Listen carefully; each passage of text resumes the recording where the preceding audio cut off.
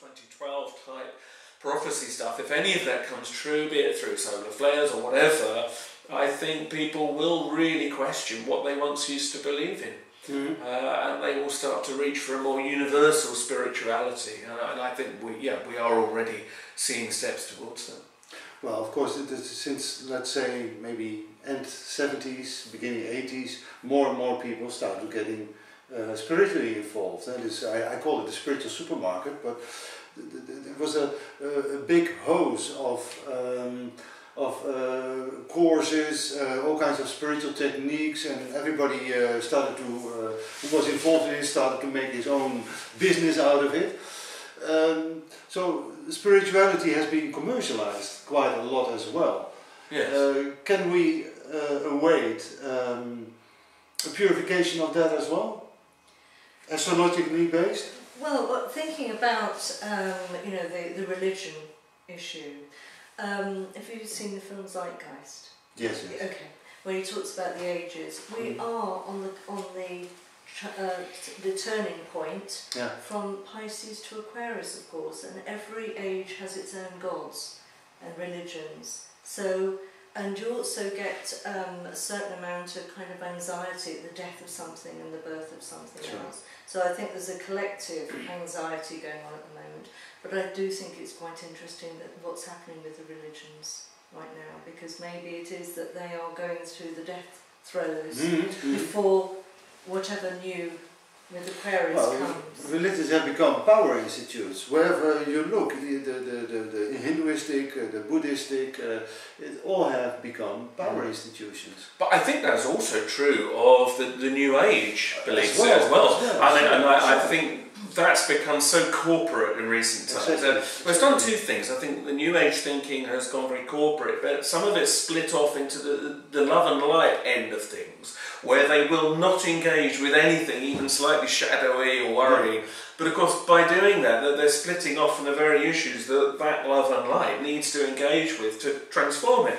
And I think they've gone into a sort of ivory towers, as we were saying, where they sort of have forgotten that actually you need to reach out to people, and also that it is more than just about money.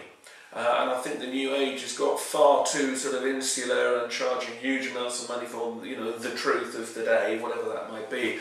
I'd like to see that become much more broad, much more open to people again, and less dogmatic. Because the New Age, in a way, some of the different, you know, ways of thinking are as dogmatic as the religions they purported to replace. And it would be nice to see a change in all of that. I think I can't imagine that you can sitting on a cushion, on a meditation cushion, and meditating, you can change the world by meditating alone. I think it's very important. I mean, collective consciousness and all of that. I think it does count. But you have to act out in the world. There has to be a combination. Yes, there must be a balance. I agree. Exactly. I do agree with that. But maybe that's kind of where things are now coming to, and as people see things manifest more sort of in actuality, maybe they will realise that. Well, then this type of conferences, like Frontier Symposium we had last year, we also made some reports on that here in Amsterdam, and now this Nexus conference. Don't you think it's a bit of preaching for your own people? Do you? Because the amount of people that were coming today was actually beneath expectation. So isn't there also a sort of how do I say that in English? Preaching to the converted, we say. Well, yeah, the people getting full. I see what you're saying. Well, what I think satisfied.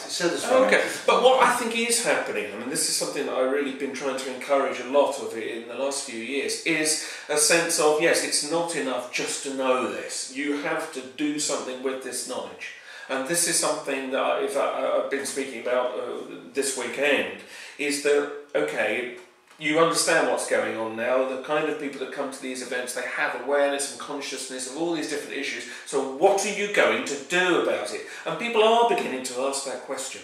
It's not enough anymore just to talk amongst yourselves. It has to go out there and connect with people that maybe don't know about it. And certainly I see it as very important that I try in some way to reach this kind of information out to beyond those normal boundaries to people on the outside that might never otherwise come across it. Well, which is partly why I wrote the book The Truth Agenda, which is an attempt to give a broad overview that you could give to anybody. It's not going to scare them to death, but equally it's not lightweight. It said, look, this is why some people believe there's really big things going on in the world.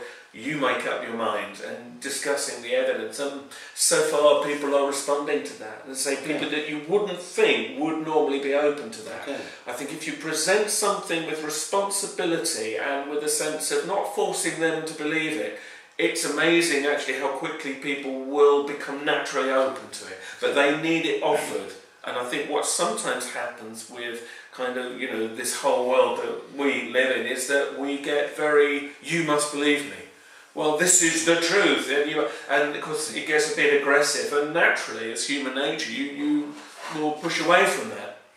So you have to offer alternative truths and say, have you considered this, and have you ever looked at the information on this? And if you can get people to then respond to that, they will often realise themselves, they will come to their own new view on something. You can't push them to it, but you can offer possibilities and open doors, and that's what these kinds of events must be doing. So yeah, I think we have come to the end of just preaching to ourselves. If the function it serves, however, is to give people ammunition and education to go out and then use that, then of course they do still serve a purpose. And you know, I've heard a lot of the stuff, as Helen has, over and over and over again, but sometimes something will hit you anew and will give you a new insight. You know, if it moves it on along, even slightly, then they're definitely worthwhile. Definitely. Sure. But it's most worthwhile, of course, when people start moving together and cooperate and building new communities, because that's what Age of Aquarius is all about, isn't it? New type of community building. And I think, at least in my life, I've seen that the last 2 years, that I've met an amazing amount of people, new people in the last 2 years, because all of my activities. But I do see a sort of convergence of groups of people, networks of people that do join together and spread the word to even a further network.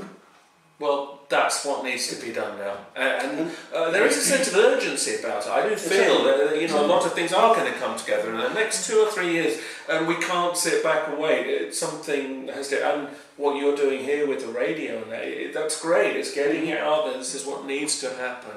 It's no longer enough just for two people to talk amongst themselves in a pub. You know, it's got to go wider than that. But it's amazing if you look at how our radio station, how it grew in the last 2 years. It's amazing. Well, we started with 1 hour a week, and now we've got 5 evenings broadcast. Yeah, fantastic. Even to English or American radio makers, like Kerry Cassidy from Project Carrot, and John Waterman, and it developed all very organically, and I think that's the new thing. It has to grow organically.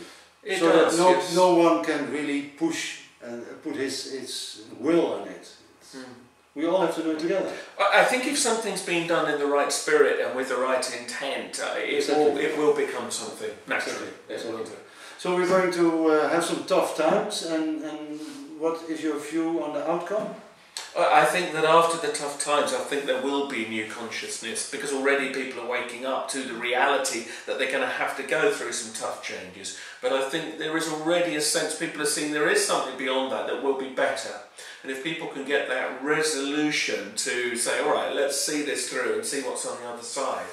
I think we could have quite a different society, but the problem will be how much, whatever you want to call the ruling elite, how much they fight back and how apathetic we are. I think people have to know that they've actually got to make a stand and be encouraged to know that that will have an effect and hold that belief. Because at the moment it's very easy for people to be distracted by television, celebrity gossip.